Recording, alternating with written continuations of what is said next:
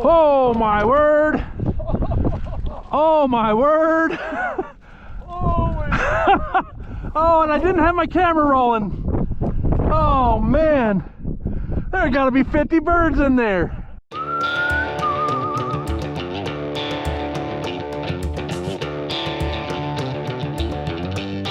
Hello and welcome to another episode of the Upland Sasquatch Outdoors. Today we've got a little bit of a different scenario. We had early snow in October that dumped about a foot of snow on us at once.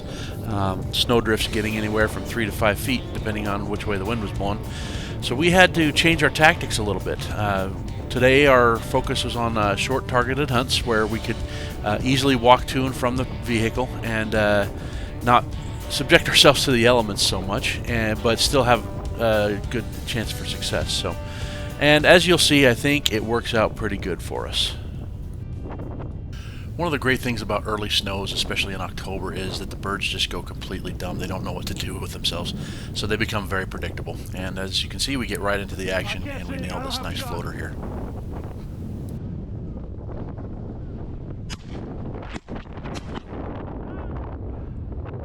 I'll take it. And that's about as ideal as you can get in these kind of circumstances with a strong headwind. The rooster didn't make the right decision to go straight into that wind, so we get one more for the bag.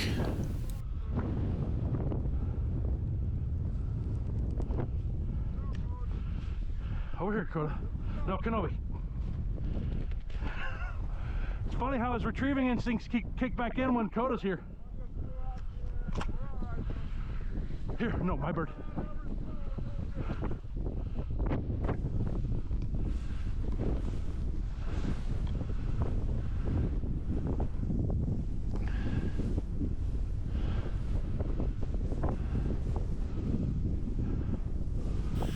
And this is not the ideal circumstance for me.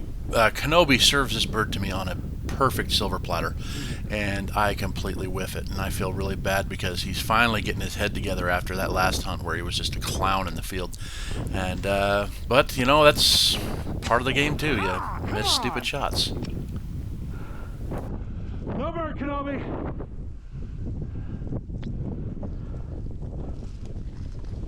Now we're coming up on one of my favorite things about hunting in heavy snow. We had just covered this area pretty dang good, and we're about ready to move on. But Coda has some other ideas. Coda seems to think there's still something here. Coda's pointing hard.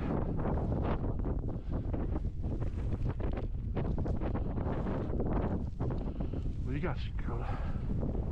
What do you got?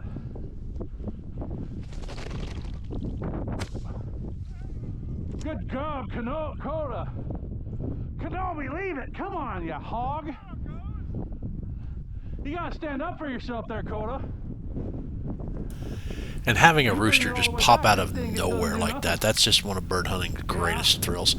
These big gaudy birds just coming out of just a mound that didn't look like it could hold a fly, let alone a big year-old rooster there. So Coda did a really good job for me, and we take a minute to savor the moment.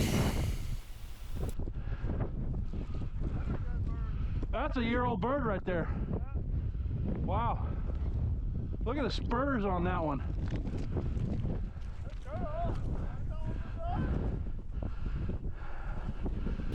Now we're getting into the later part of the morning where this wind has really started to blow the cloud cover away and we get a little bit more sunshine, so that makes the birds want to move a little bit more. So Steve gets this one out of the cattails and it's a nice shot. Kenobi thought he had him pinned. There he is. There he goes. And here we're continuing on with the theme of short targeted hunts, especially along roadside bushes like this where they like to gather up when it's this cold and this windy and this much snow. We find some more birds in this bush and I whiff yet another shot. I can hear him. Get him, Coach. Get him.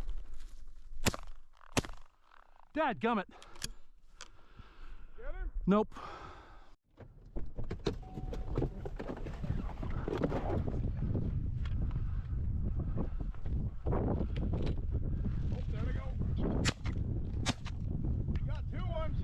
Did I? Yep. Might have got a third one.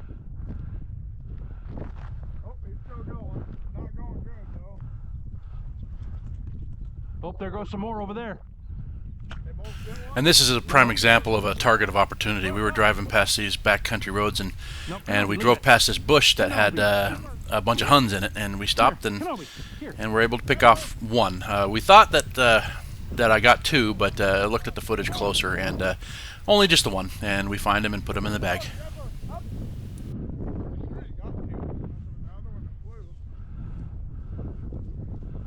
There's a big one.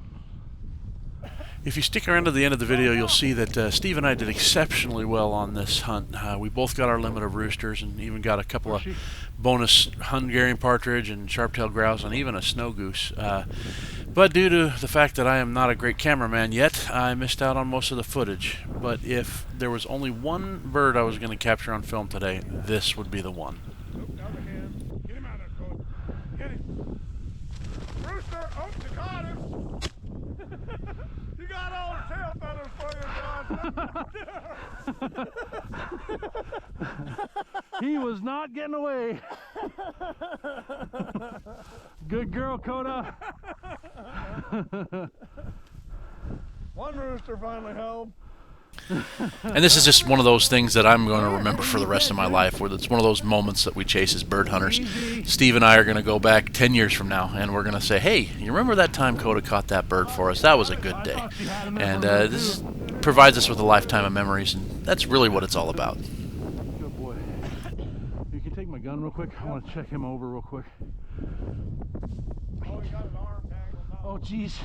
Yep, he must have just did that, because he... There's another one, Cody. Get him out of there. There's another one there. Yeah, he left some fur on that fence. This one's a fatty. Not very old, but he's a fatty. Now we're going to go ahead and wrap this one up with a nice single partridge for Mr. Steve, and it'll cap the day off quite nicely.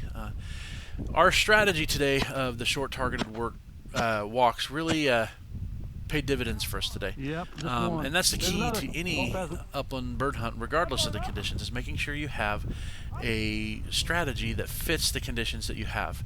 Not necessarily hammering away at tactics that you know have worked in the past because they've worked. You got to branch out and you got to adjust. On a day like today, the key was finding them in grouped up and thick cover. On a bluebird day where it's nice and warm, they're not going to want to do that. They're going to want to spread out, and you got to go looking for them a little bit more. So making sure that you adjust and find that strategy that fits for any given situation is what's going to get you more birds in the bag, or at least more flushes if you can't shoot that well like me. So if you're still with us, I really appreciate it. If you give us a like and a subscribe, we'd love to bring you some more content, and we will see you on the next one.